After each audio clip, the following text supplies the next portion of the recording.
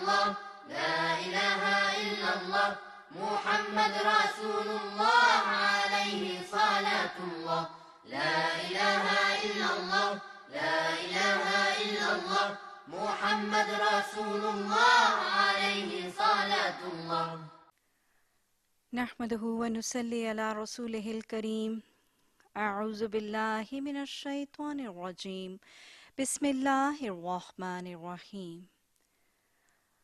اللہم الہمنا رشدا واعذنا من شرور انفسنا آمین ثم آمین۔ السلام علیکم ورحمۃ اللہ وبرکاتہ۔ ناظرین، اپنی پچھلی 2 نشستوں میں ہم نے بنیادی طور پر انفاق فی سبیل اللہ کے راہ میں خرچ کرنا، صدقات زکوٰۃ کے حوالے سے اس پر بات کی۔ اللہ کے راہ میں خرچ کرنا یہ اسلامی معاشرے کے اندر اسلامی نظام معیشت کی بنیاد رکھتا ہے۔ اگر ہم دیکھیں کہ قرآن اور حدیث و سنت کا وضع کردہ اسلامک سسٹم آف اکنامکس کیسے آپریٹ کرتا ہے، اسلامی نظام معیشت کا بنیادی پیوٹ معاملہ، جو بنیادی محور اور مرکز ہے، وہ انفاق فی سبیل اللہ ہی ہے۔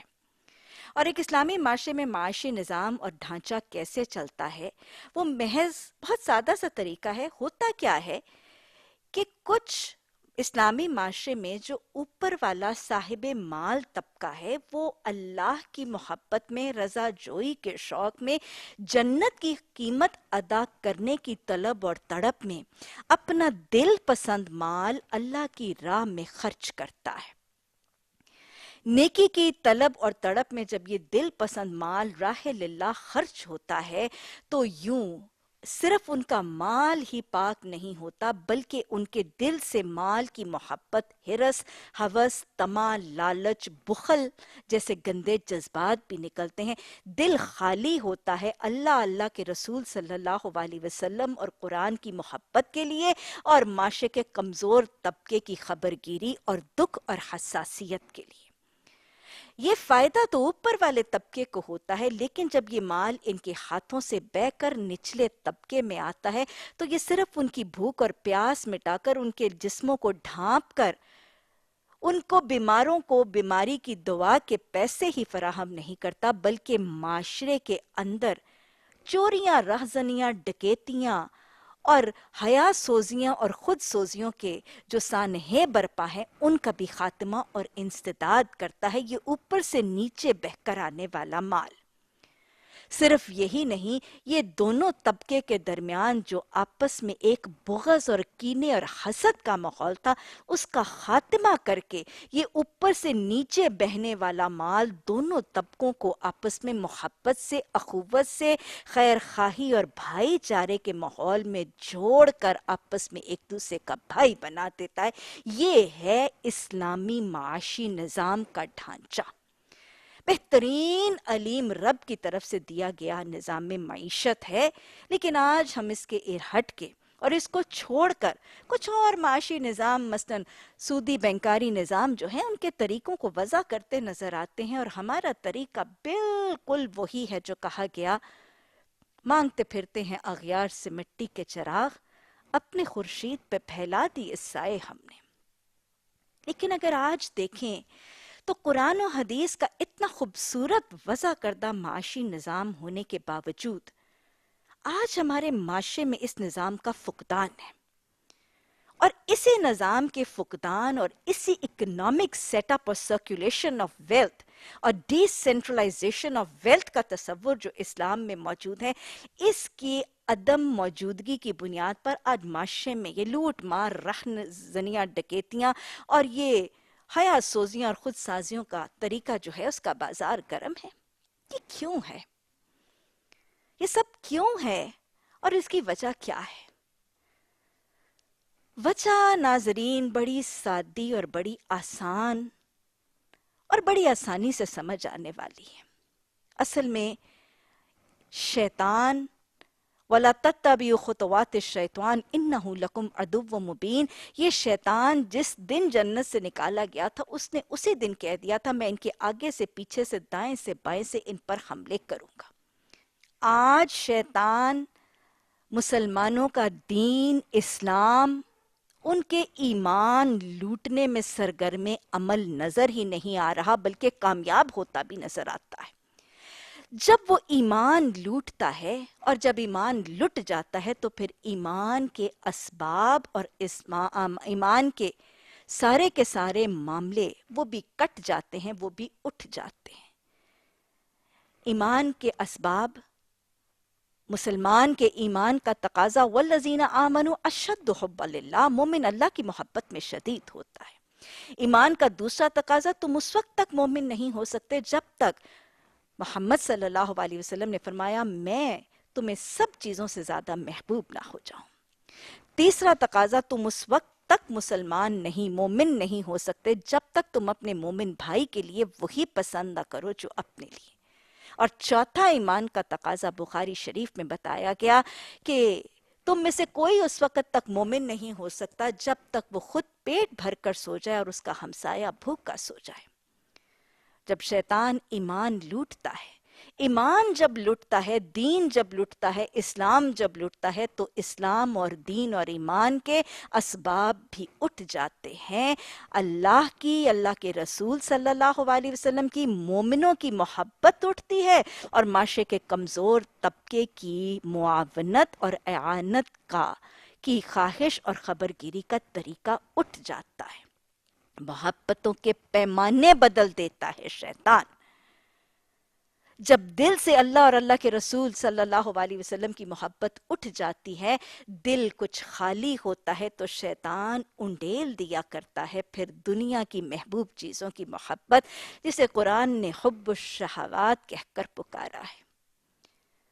زُيِّنَ لِلنَّاسِ حُبُّ الشَّهَوَاتِ مِنَ النِّسَاءِ وَالْبَنِينَ وَالْقَنَاطِيرِ الْمُقَنطَرَةِ مِنَ الذَّهَبِ وَالْفِضَّةِ وَالْخَيْلِ الْمُسَوَّمَةِ وَالْأَنْعَامِ وَالْحَرْثِ ذَلِكَ مَتَاعُ الْحَيَاةِ الدُّنْيَا. جب شیطان ایمان لوٹنے کے بعد دل میں سے اللہ اور اللہ کے رسول صلی اللہ علیہ وسلم اور دین کی محبت نکالتا ہے تو پھر وہ دل میں، اس خالی دن میں وہ مال کی محبت ڈال دیتا ہے، دنیا کی چیزوں کی محبت ڈال دیتا ہے. اور پھر حالت کیا ہوتی ہے جو اللہ نے قرآن میں فرما دی اور بتا دی. سورہ عادیات میں اللہ نے بتا دیا ان الانسان لربہ لقنود وَإِنَّهُ عَلَى ذَلِكَ لَشَهِيدٌ، کہ تم اللہ کے بڑے نافرمان اور ناشکرے اور تمہیں اس بات کا پتہ بھی ہے.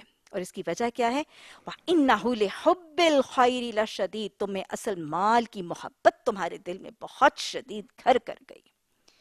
اللہ سبحانہ تعالیٰ نے سورہ فجر کی آیت نمبر 20 میں فرمایا ہے وَتُحِبُّونَ الْمَالَ حُبًّا جَمًّا، تمہیں مال کی محبت شدید زیادہ چپک گئی ہے اور تمہیں بہت ہی زیادہ مال کی محبت. یہ کرواتا ہے شیطان.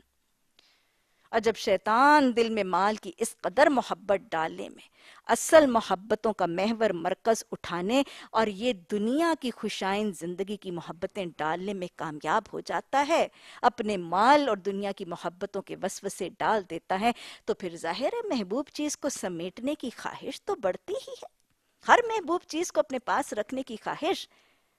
اور پھر جب مال کو زیادہ سے زیادہ اور دنیا کو زیادہ سے زیادہ سمیٹنے کی خواہش انسان کے دل میں آتی ہے تو پھر وہی ہوتا ہے جو سورہ تکاثر میں ہے، اور وہی ہوتا نظر بھی آ رہا ہے. الہاکم التکاثر حتی زرتم المقابر کلا سوف تعلمون ثم کلا سوف تعلمون کلا لو تعلمون علم الیقین لترون الجحیم ثم لتسألن یومئذ عن النعیم. جب وہ مال کی محبت اللہ کی محبتوں پر غالب ہو جاتی ہے، دنیا کی محبت غالب ہو جاتی ہے تو پھر انسان تکاثر کا شکار ہو. اور یہ تکاثر کا شکار درندہ آج ہمارے معاشرے میں نظر آتا ہے. تکاثر کا مطلب کیا ہے؟ تکاثر کا مطلب ہے کثرت کا شوق. زیادہ سے زیادہ جمع کرنے کا شوق اور کثرت میں اور زیادہ چیزوں میں لوگوں سے آگے نکل جانے کا شوق، دو چیزوں پر مشتمل ہے۔ ایک تو میرے پاس کثرت ہو اور دوسری میں اپنی کثرت میں لوگوں سے آگے نکل جاؤں، یہ ہے تکاثر۔ کیا آج نظر آتا ہے یہ تکاثر؟ یہ تکاثر ہی ہے جو آج ہمارے معاشرے میں اسلامی معاشی نظام کی جڑیں کھوکھلی کرتا نظر آتا ہے، اور ہمارے معاشرے میں تمام تر برائیوں کی اصل جڑ یہ آج کے اوپر والے طبقے کا تکاثر ہے۔ یہ خواہش کہ میری کوٹھی سب سے زیادہ بڑی ہو، بہترین آرکیٹیکچر والی ہو، میری بہترین فرنشڈ ہو، میری کراکری، میری کٹلری، میرے کیوریوز، میرے شینڈلیئرز سب سے زیادہ عمدہ اور سب سے زیادہ مہنگے اور قیمتی ہوں، میری محفلیں سب سے زیادہ شاندار ہوں، خوشی ہو، غمی ہو، شادی ہو، سالگرہ ہو، میری برپا کی ہوئی محفلیں سب سے شاندار ہوں، میرا لباس سب سے عمدہ ہو، بہترین ہو۔ شہرت کا لباس پہننے والے کو اللہ قیامت کے دن ذلت کا لباس پہنائیں گے، حدیث نے بتا دیا۔ لیکن یہ کہ وہ غافل ہے، اس کا دل ہے میرا لباس سب سے بہتر ہو، میری گاڑی سب سے بڑی ہو۔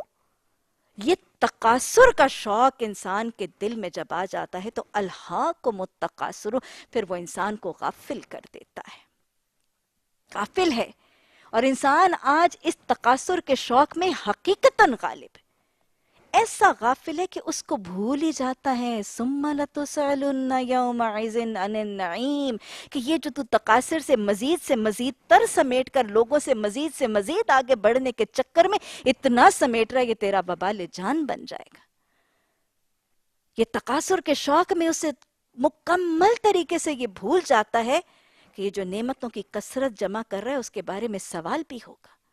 حدیث بتاتی ہے کوئی ابن آدم اپنی جگہ سے ہل نہیں سکے گا جب تک 5 باتوں کا جواب نہ دے لے۔ جوانی کس حال میں گزاری تھی، زندگی کس حال میں گزاری، مال کیسے کمایا، جو کمایا تھا اس کو خرچ کیسے کیا، اور جو علم دیے گئے تھے اس پر عمل کہاں تک کیا۔ یہ تکاثر کے نشے میں مست ہو کر کثرت سے کثرت جمع کرنے کے چکر میں یہ غافل ہو جاتا ہے اس حساب کتاب سے، اس آخرت سے، اللہ کی ملاقات سے۔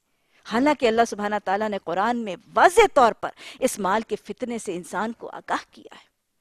سورہ انفال کے علاوہ اللہ سبحانہ تعالیٰ نے اس سے زیادہ صورتوں میں اللہ سبحانہ تعالیٰ نے بڑے واضح طریقے سے اس چیز پر متنبہ کر دیا۔ وَاعْلَمُوا أَنَّمَا أَمْوَالُكُمْ وَأَوْلَادُكُمْ فِتْنَةٌ، سورہ تغابن میں بھی یہی آیت ہے۔ وَاعْلَمُوا إِنَّمَا أَمْوَالُكُمْ وَأَوْلَادُكُمْ فِتْنَةٌ، اس بات کو جان لو کہ یہ تمہارے مال اور تمہاری اولادیں تمہارے لیے فتنہ ہے، تمہارے لیے آزمائش۔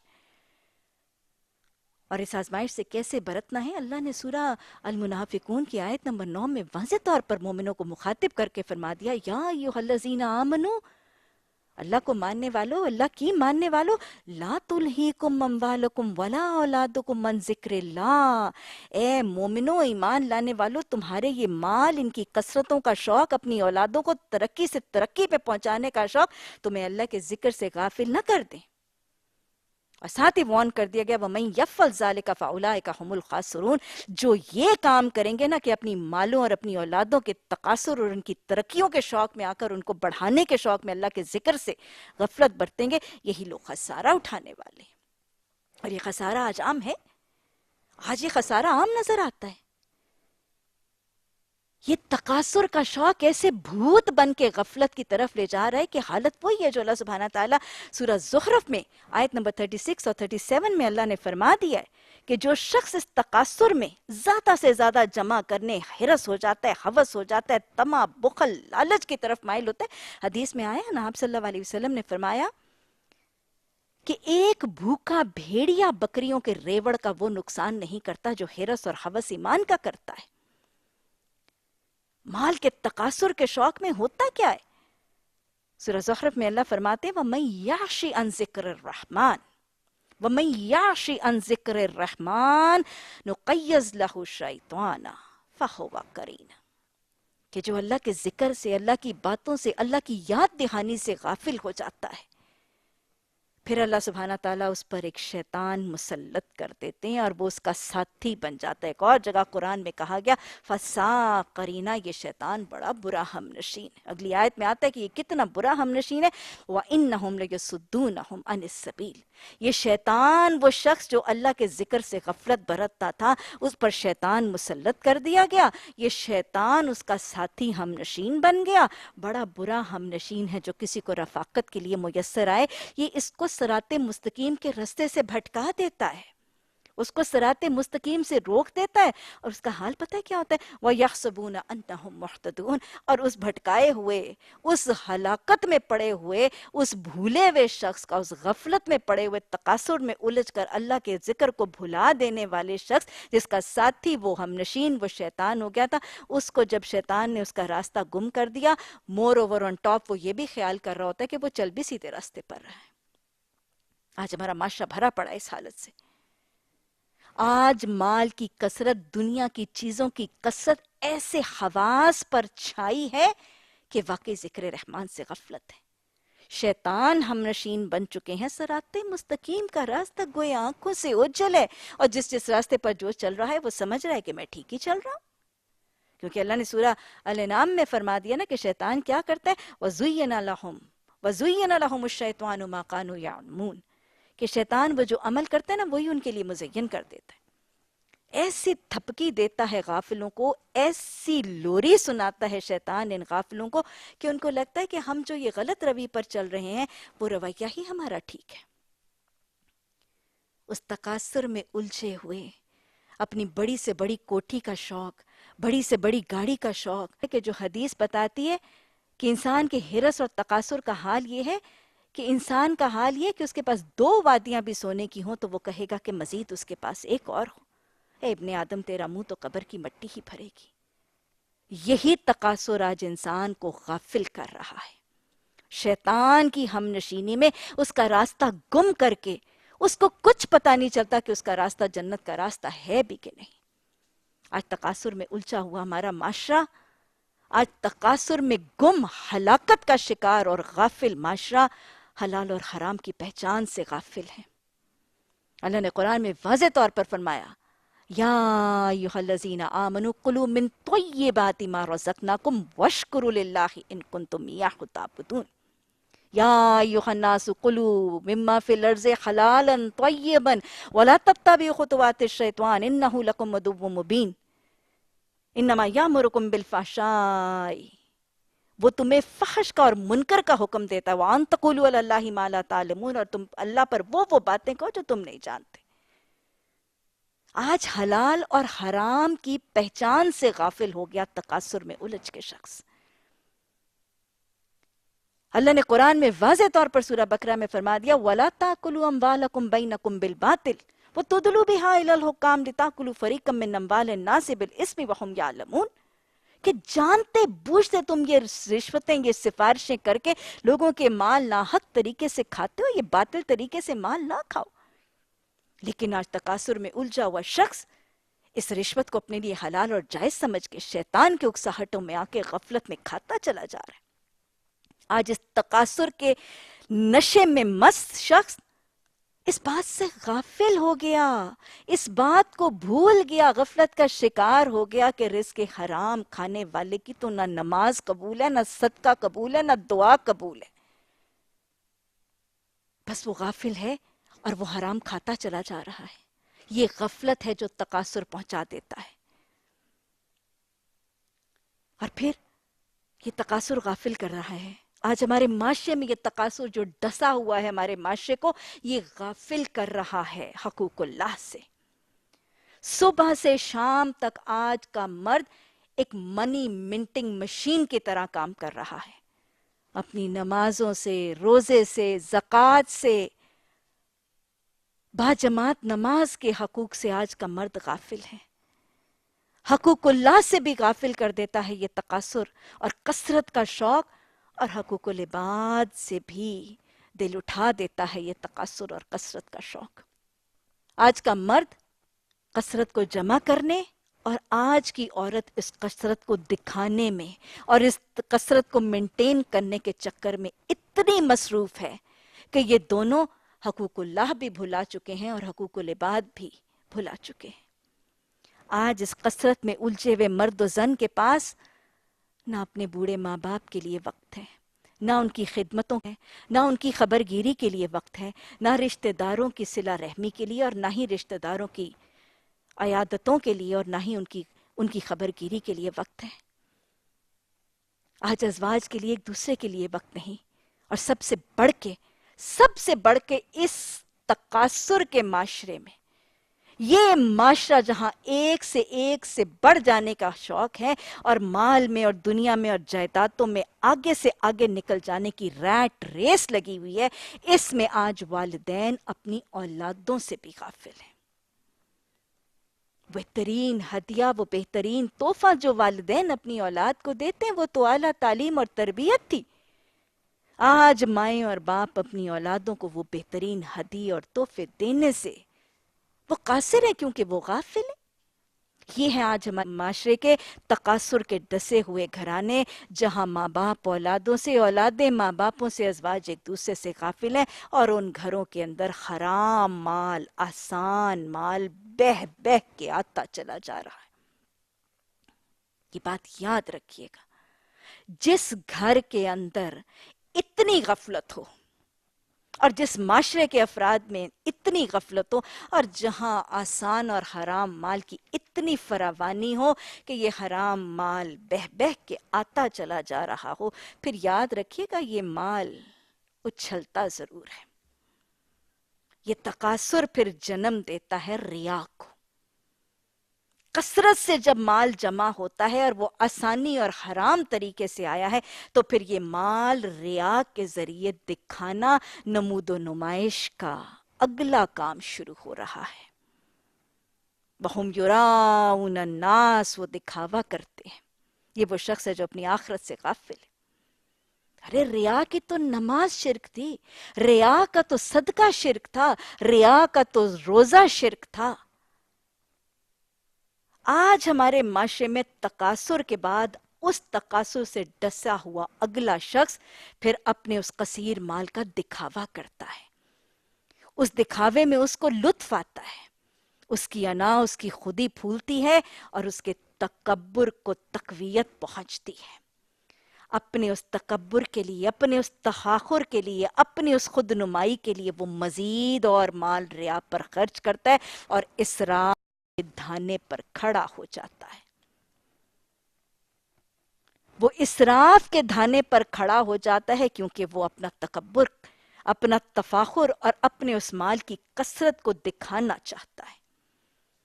وہ غافل ہے، وہ غافل ہے، اس کو اسراف کی حقیقت بھول چکی، اسراف کی ناپسندیدگی اللہ کے ہاں بھول چکی۔ اللہ سبحانہ تعالیٰ نے سورہ اعراف میں فرمایا، یا بنی آدم خذوا زینتکم عند کل مسجد کلوا واشربوا ولا تسرفوا انہ لا یحب المسرفین۔ اے آدم کی اولاد، تم پہنو، تم اوڑھو، تم زینتیں اپناؤ، تم کھاؤ، تم پیو، لیکن ان تمام معاملات میں اسراف نہ کرنا، حد سے نہ گزر جانا۔ کیوں؟ کیونکہ اگر اسراف کرو گے تو اللہ کے محبوب بندوں کی صف سے نکل جاؤ گے۔ لیکن آج تکاثر میں الجھا ہوا شخص جب ریا کرتا ہے، دکھاوا کرتا ہے، اور اس کو لطف آتا ہے اپنے تکبر کو بڑھانے میں، اس کو سرور آتا ہے اپنے تفاخر کے چرچوں میں، تو پھر وہ حد سے نکل کر اسراف پر اتر آتا ہے۔ کیا آج ہماری زندگی کے ہر شعبے میں اسراف نہیں؟ خوشیوں میں، غمیوں میں، شادی میں، بیاہ میں، ولادتوں میں، لباسوں میں، جوڑوں میں، کھانے میں، پینے میں، گھروں کو سجانے میں، کوئی زندگی کا ایک شعبہ ایسا ہے جہاں اوور سپینڈنگ اور اسراف ہمیں اپنی زندگی کے شعبوں میں نظر نہیں آتی؟ کثرت سے اسراف کیا جاتے، اور پھر مزید یہ نہیں کہ اسراف وہ زندگی کا طریقہ ہے جو معاشرے کے مڈل کلاس یا ایوریج سٹینڈرڈ آف لائف سے بڑھ کر محض اس لیے کیا جاتا ہے کہ اپنے تکاثر سے جمع کیے ہوئے مال کو ظاہر کیا جائے، اپنے مال کا دکھاوا کیا جائے، اپنی بڑائی کے چرچے اور اپنی نمود و نمائش کے لیے جو مڈل کلاس زندگی کے سٹینڈرڈ سے بڑھ کر طریقہ حیات اپنایا جاتا ہے، یہ اسراف ہے۔ اور پھر شیطان اس کو صرف یہی نہیں کھڑا ہونے دیتا، پھر وہ اسراف کرنے والا اپنے اس اسراف کا فخر سے چرچا بھی کرتا ہے۔ سورہ البلد میں اللہ سبحانہ تعالیٰ نے بالکل آج کے معاشرے کی عکاسی کی ہے۔ آیت نمبر 6 اور 7 میں اللہ سبحانہ تعالیٰ فرماتا ہے، اس اسراف کرنے والے مسرفین کا تذکرہ ہے، یقول احلقت مالا لبدا۔ تو وہ اسراف کرتا ہے، اللہ کی ناپسند کا کام کرتا ہے، اللہ کے منع کردہ عمل کو اپناتا ہے اور پھر اس پر فخر جتاتا ہے، اپنے اسراف کے ڈنکے بجواتا ہے، فخریہ طور پر کہتا ہے کہ میں نے تو ڈھیر سا مال لنڈا دیا، کہ میں نے تو ڈھیر سا مال اڑا دیا۔ اللہ آگے ہی فرماتے ہیں، اَيَحْسَبُ أَلَّمْ يَرَاهُ أَحَدٌ، کہ تمہارا کیا خیال ہے کہ تمہیں کسی نے دیکھا نہیں؟ آج اسراف کرنے والا یہ معاشرہ، جب تکاثر کا شوق آیا، جب ریا کی، جب تکبر کے لیے مال خرچ کیا، اسراف کیا، تو کیا آج یہ کہا نہیں جاتا اور یہ طریقہ اپنایا نہیں جا رہا کہ فخر سے کہا جائے کہ میں نے تو مال بھی بہت لٹا دیا؟ شادیاں برپا کی جاتی ہیں، بڑی سے بڑی باراتیں برپا کی جاتی ہیں اور بڑے فخر سے اعلان کیا جاتا ہے کہ اس کی پر ہیڈ کیٹرنگ کے ریٹس اتنے تھے، آج دلہن کے ڈیزائنر کے جوڑے کی قیمت 10 لاکھ تھی، اس کے ڈیزائنر کے سیٹ کی قیمت فلاں فلاں تھی، آج فوٹو سیشن پر اتنے خرچ ہو گئے۔ یہی تو ہے یقول احلقت مالا لبدا، فخر سے مال لونڈھاتا ہے، پھر اس کے بعد اس کا اشتہار دیتا ہے اپنے اسراف کا۔ اللہ سبحانہ تعالیٰ نے بڑے سخت طریقے سے کہا کہ تم رازق کا دیا ہوا مال خرچ کرو گے اور اس طرح لنڈھاؤ گے تو تمہارا کیا خیال ہے کہ تمہیں کوئی دیکھے گا نہیں؟ یاد رکھیے گا، جب اس طرح اپنے تفاخر، اپنے تکبر، اپنے گھمنڈ کے چرچوں کے لیے حرام آسان مال کو تقاصر کے چکر میں آ کے اسراف سے لنڈایا جائے گا تو وہ رازق دیکھ رہا ہوتا ہے۔ وہ رازق دیکھتا ہے کہ یہ مال جو اس شخص کو میں نے اس کی ضرورت سے زیادہ دیا تھا، یہ اس کا نہیں تھا۔ یہ بات پلے سے باندھ دیجئے کہ جب رب کسی شخص کو اس کی ضرورت سے کوئی چیز دیتا ہے تو وہ اس کی نہیں، وہ تو رب اس کو آزمانے کے لیے دیتا ہے۔ کسی اور کا حق ہے، یہ حقدار کو تلاش کر کے اس تک حق پہنچاتا بھی ہے کہ نہیں؟ اور اگر حقدار کو تلاش نہیں کیا اور حقدار اس کے پاس آ گیا تو کھلے دل اور فہم فراست کے ساتھ حقدار کو اس کا حق سمجھ کے دیتا ہے کہ نہیں؟ جب وہ حقداروں کا مال اپنے ریا اور اپنے دکھاوے اور اپنے تکبر کے ڈنکے بجانے کے لیے اسراف سے خرچ کر کے فخر کر کے جتاتا ہے اس مال لنڈائے ہوئے کو، تو اللہ رازق اس کو دیکھتا ہے، اللہ اس کو دیکھتا ہے، اور پھر شیطان اس پر مسلط ہو جاتا ہے اور یہ اسراف کی حد میں بڑھ کر تبذیر تک پہنچ جاتا ہے۔ اور جب انسان تبذیر تک پہنچ جاتا ہے تو وہ شیطان جو پہلے اس کا ساتھی بنا تھا، اب یہ اس شیطان کا بھائی بن جاتا ہے۔ اللہ سبحانہ تعالیٰ نے سورہ بنی اسرائیل کی آیت نمبر 26 میں حکم دیا، وَآتِ ذَا الْقُرْبَى حَقَّهُ وَالْمِسْقِينَ وَابْنَ السَّبِيلِ وَلَا تُبَذِّرْ تَبْذِيرًا إِنَّ الْمُبَذِّرِينَ كَانُوا إِخْوَانَ الشَّيَاطِينِ وَكَانَ الشَّيْطَانُ لِرَبِّهِ كَفُورًا۔ اسراف سے بڑھتا ہے اور اوور سپینڈنگ کی حد سے جب وہ گزر جاتا ہے، اپنا مال ویسٹفل حد تک لنڈھانے اور لوٹانے لگتا ہے، تو پھر اس کے پاس شیطان اس کا بھائی بند بن جاتا ہے۔ وہ ناشکرہ انسان پھر اس کے پاس ان ضرورت مندوں پر خرچ کرنے، معاشرے کے مسکین، مظلوم، مجبور، فقیروں، محتاجوں پر خرچ کرنے کے لیے کوئی مال نہیں بچتا۔ وہ اپنے اس تقاصر میں اتنا مست ہے اور اتنا غافل ہے کہ وہ سارا مال اپنی ریا اور دکھاوے کے لیے لنڈھا کر فخر کر کے اپنے ہاتھ جھاڑ کے خالی بیٹھ جاتا ہے۔ معاشرے کے یتیم اور مسکینوں پر خرچ کرنے کے لیے اس کے پاس مال نہیں، اس کے پاس احساس نہیں، اس کے پاس خبر کا وقت نہیں۔ یہ ہیں وہ حالات جو آج ہمارے معاشرے کی رودات ہیں۔ آج ہمارے معاشرے کے اندر اللہ کی محبت اٹھی تو مال کی محبت آئی، مال کی محبت آئی تو تقاصر نے جنم لیا، تقاصر نے جنم لیا تو ریا کا بیج آیا، ریا کی محبت میں اسراف پھلنے پھولنے لگا، اور اسراف بڑھ کے تبذیر تک پہنچ گیا۔ وہ کھاتا پیتا طبقہ سارا مال ریا نمود و نمائش کے لیے لٹانے اڑانے لگا اپنی غفلت میں۔ یہ تبذیر والا شخص ایسا غافل کہ وہ کھل کے کھاتا رہا بھوکوں کے آگے، وہ کھل کے کھاتا ہے بھوکوں کے آگے، وہ کھل کے پہنتا ہے بے لباسوں کے آگے، وہ کھل کے جیتا ہے فقیروں مسکینوں محتاجوں کے آگے۔ وہ جن کے ہاتھ پھیلے ہیں، وہ جن کے ہاتھ خالی ہیں، وہ جن کے ہاتھ مزدوری کے طلبگار اور جن کے ہاتھ ان ایمپلائڈ ہیں، ان کو اپنے ہاتھوں میں اپنے مال، اپنے زیورات، اپنے سونے چاندی اور ہیرے جواہرات کے کنگن اور اپنے مہنگے موبائل لہراتا رہا۔ یہی ہوا کرتا ہے تقاصر سے ڈسی ہوئی بستیوں میں۔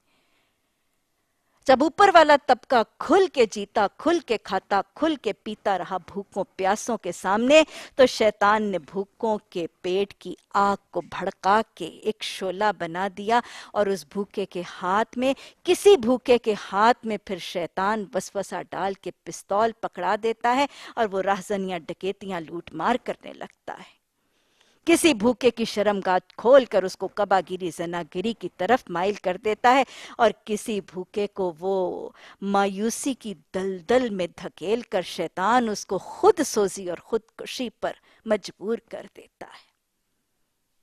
افسوس صد افسوس، ہمارے پاس قرآن کا اتنا بہترین نظام معیشت موجود تھا جس سے رب بھی راضی تھا اور ہماری دنیا کی فلاح بھی تھی، لیکن ہمارا حال وہی ہوا جو کسی نے کہا، وہ زمانے میں معزز تھے مسلمان ہو کر، ہم خار ہوئے تارک قرآن ہو کر۔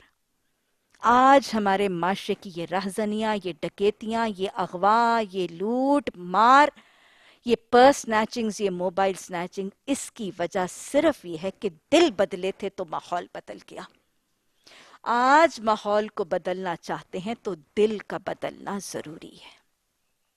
آج دل کا بدلنا ضروری ہے،